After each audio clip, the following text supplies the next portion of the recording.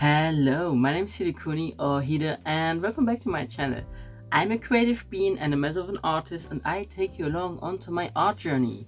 And in this video I'm actually creative, at least I hope so, because I have an idea I want to execute but I have no idea if it will work out. So that will be interesting. But before we get started with this project, let's talk about my Ko-fi, because I have a Ko-fi where I upload things I don't necessarily upload on any of my social medias, like silly little sketches and such. Besides that, I also have some of my commissions up there, which are my mini semi-portraits, and I also work on a comic currently, and I try to figure that out, and I also upload behind the scenes and early access to that on my Ko-fi, and just like sneak peeks and all of that, like I share my process over there. So if you could go there and check it out and even leave a follow, like I would appreciate it so much, and you will see content that I don't have anywhere else, or at least early access to that content. And with that, let's get back to this project. If you are around for some time, you might know that I create all of my buttons myself. I have a button machine and I handmade each single button for me to take along to my conventions. So first of all, I put a lot of effort into my buttons and don't just like get them manufactured somewhere. I actually do them myself. But due to that, there is a risk of me also messing it up. And when I mess it up, I have a button that I cannot use. And since quite some time, I keep collecting those parts because I don't like to create waste, and especially if I could maybe use them for a project, and that's today, but I don't like to create waste, and I get super frustrated whenever I fail something and then I have like things that I have to throw out. So I just kept collecting those broken buttons because the nature of the button is still functioning. I can still clip them on fabric and bags, and what do I know? It's not pretty in an artsy way, like either the plastic is not correctly on or something broke, like the paper broke, the artwork didn't turn out great. So it's more like it's not aesthetically pleasing, but the button still works. And if it works, I don't throw it out because maybe I can do something with it. And here we are. I was wondering what I could do with those broken buttons. And already in the past, I painted on some of these buttons with acrylics, where I like put off the coats, like the plastic, the artwork, everything, and then I put some gesso on and then I started drawing on it. But this creates many little originals that take a lot of time to create and are also pricier, and I cannot create many of these at once, so it's quite an investment, and I really like painting those. But I don't have the time for that at the moment. I already started some, but they're still in progress and I have to focus on other things. So I wondered what is a great way to produce many artworks with low effort.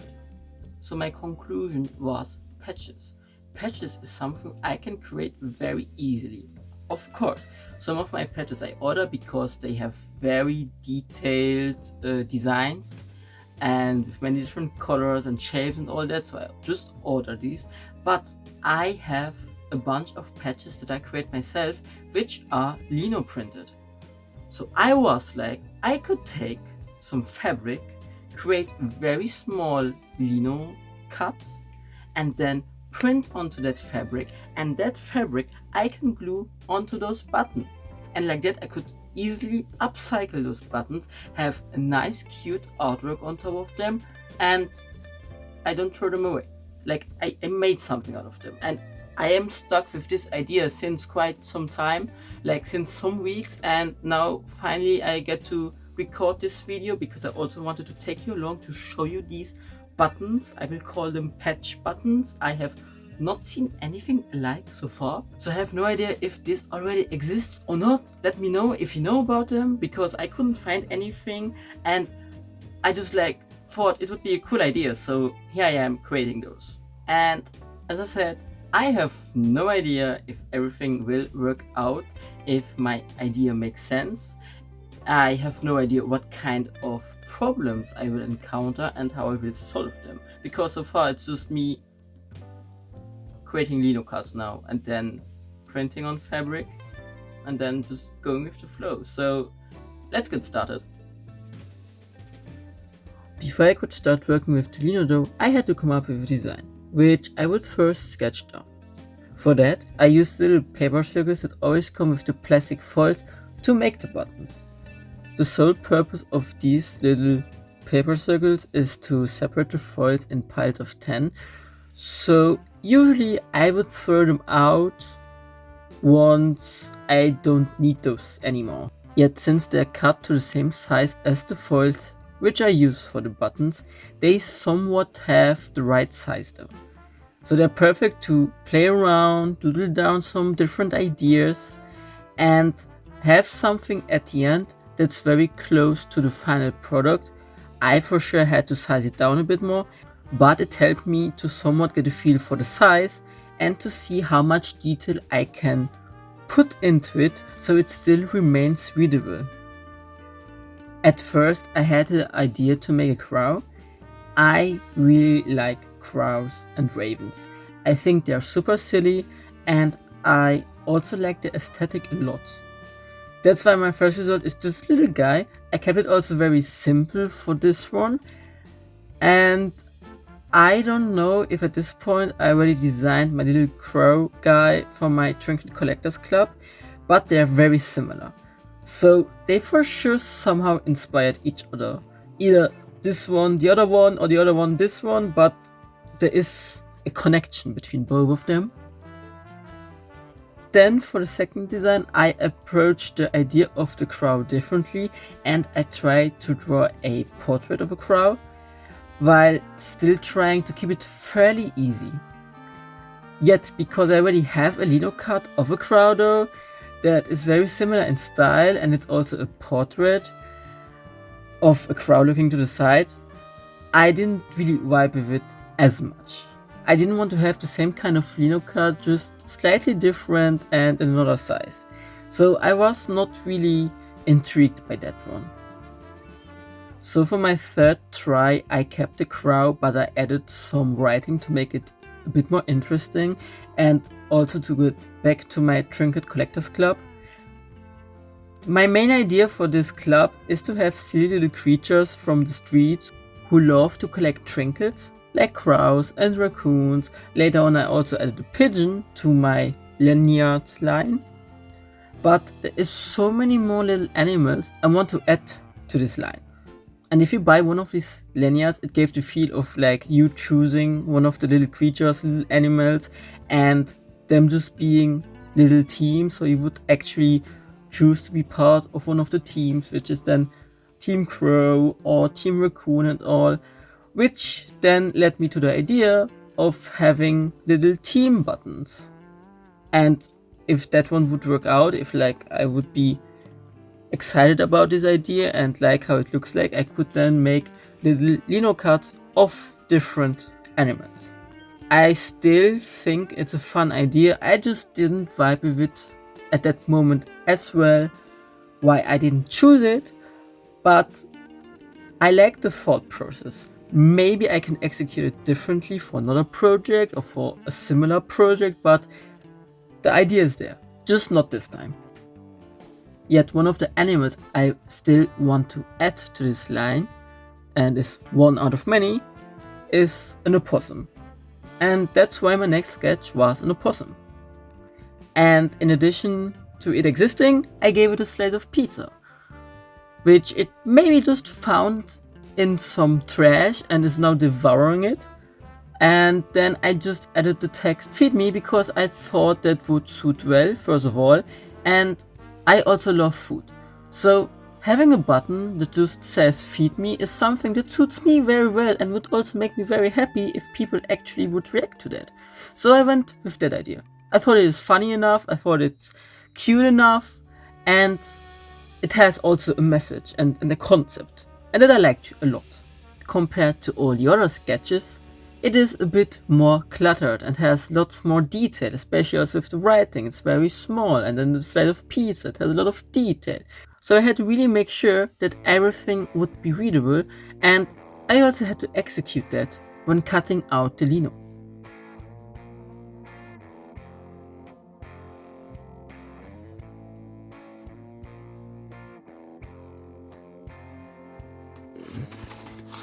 Let's have a quick update. I now sketched this little guy down. It's a silly little opossum with a slice of pizza being fed. And yeah, I took a picture of it, went now digitally over it and printed it out to see like how it looks like on paper, how big it is in scale, to especially get later the lettering carved out with the lino tools will be quite a challenge. So let's try if this will work out. I'm a bit scared, but then again, this is my first attempt. If it fails, it will fail, but that will then be that, and then I just like will do something else. But what I did forget was to flip it, so I will now print it out again, flip, and then I can start with the lino.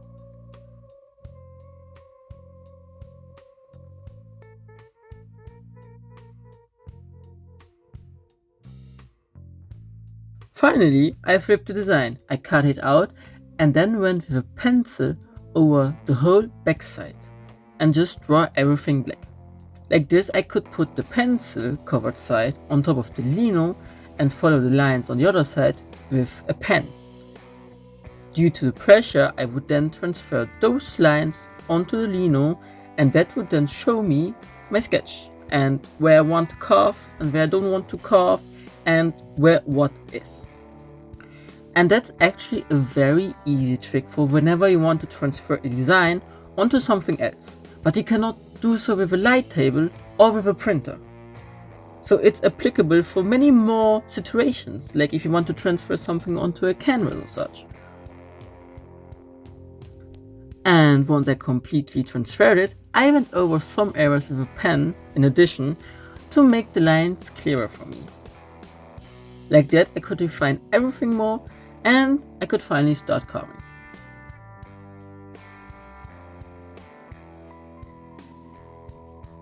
This is a rather tedious work due to the size of the linocut and due to all the detail I put into it.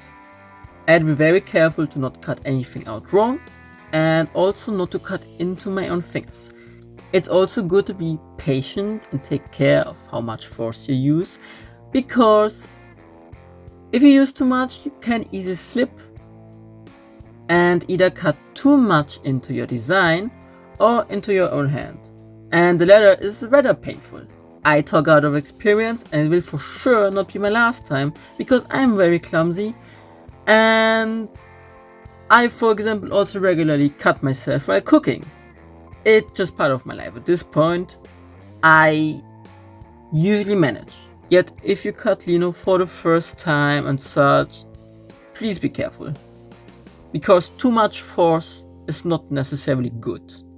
It gives you less control over your blade. When you create a lino cut, it is important to know which part shall print at the end and which one shouldn't. There's also a question, do you want to work with only line art? Do you want to add surfaces? Also, will you print with dark colors onto light surfaces, or will you print with light colors onto dark ones? There's so many questions. I, for example, mostly use black fabric as a surface for my patches, yet white whenever I print on paper. And for my opossum, I wanted its face to remain white, why I left it a complete surface.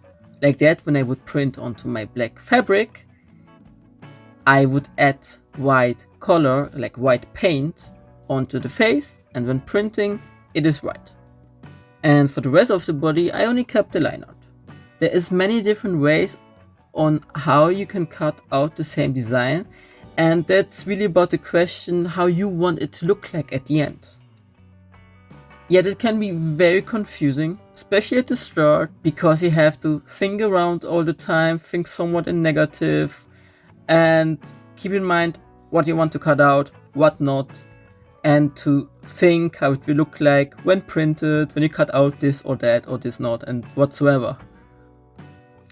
And that's where I ended up making also a mistake with the pizza slice. And usually when I make mistakes, they're very minor and I can cover them up so nobody would notice. Yet this time it was rather severe and it upset me greatly. What you can do with minor mistakes is that you have the chance to cut it out differently, for example. This design was too small though to change it, and I feared if I would give it too much of line art, it would be too hard to read properly. Another way to fix a mistake is to simply glue the piece you cut out back onto the lino. Yet I was so far into the process of cutting it out wrong that this was not an option as well. Instead, I tried out something completely new.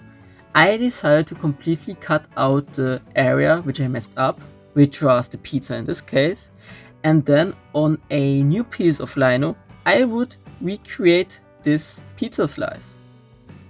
And once done, I could simply cut it out and insert the new piece into the hole of my linocut like a missing puzzle piece. I never did it before, I had no idea if it would work out, yet it was worth a try. As I said, this project was overall a big experiment for me and I had no idea if it would work out at all. Getting the piece to fit was a bit of a trial and error, putting it in, adjusting it here and there. There was nothing that would speak against it, so it was only a matter of time until it would work out. Which it eventually did, and that made me really happy again. I was relieved that the whole work wasn't for nothing, besides the side hustle of fixing it, which gave me quite a headache. Sometimes I get super upset when things don't work out the way they should and give me extra work, but this extra work was probably programmed in from the start, yet I wasn't aware of it. Mistakes can always happen, either by trying out something new or even throughout the process of doing something you do all the time. And failing is also alright. This extra work pushes you through something that gives you more experience for the future, and it helps you to improve and think about finding solutions. And this experience you then take with onto your art journey or whatever you're doing, because you can fail in so many ways under so many circumstances, doing so many different things. And once everything was carved out properly, I could move on to the test prints.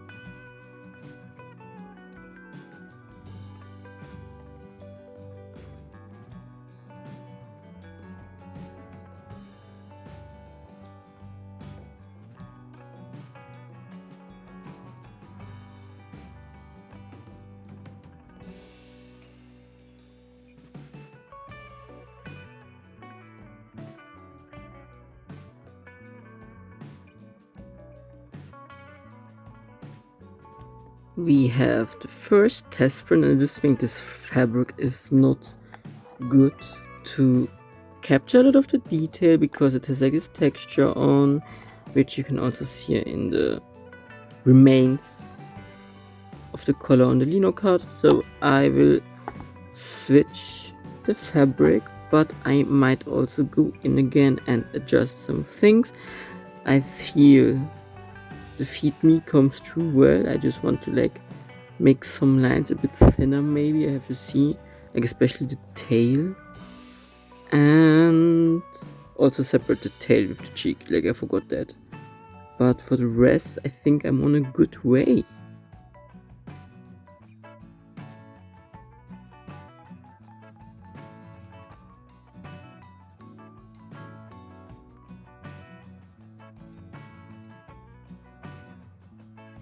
Oh. I do not know if I like it. I will have to think about that, but then again I think I want to have some lines thinner still. Let's overwork it again.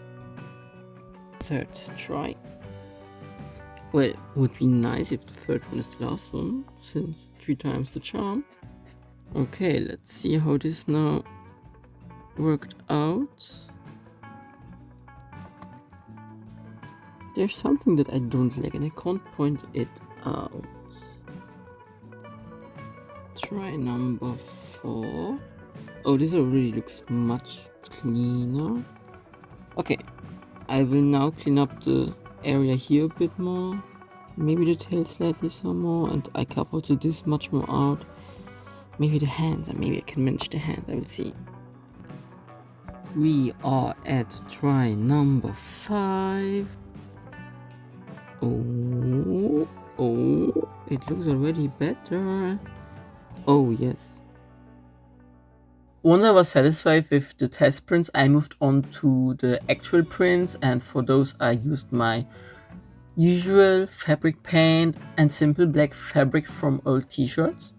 Once they were dry, I ironed them to make sure that the fabric paint would stay, and then I cut them out. Once all patches were cut out in little circles, I moved on and grabbed my hot glue. Overall, before starting this project, I made sure I had some glue that would work for both the fabric and the metal. And hot glue indeed stick to both. Personally, I didn't think it would work with the metal, so I was very surprised when it did. And that also shows how important it is to sometimes test things out beforehand. Because this will avoid that you will, first of all, never start a project because you think it won't work out, so why even trying? And it will avoid of you putting so much work into something to then notice, oh, in fact, it doesn't work out, which you then would have noticed if you would have tried it before starting the main project.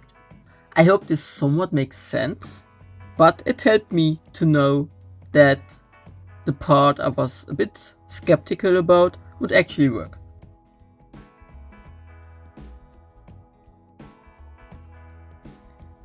Then I had to get the patch onto the button, and since it was a bit hard to see if it would be aligned correctly, I grabbed some pins.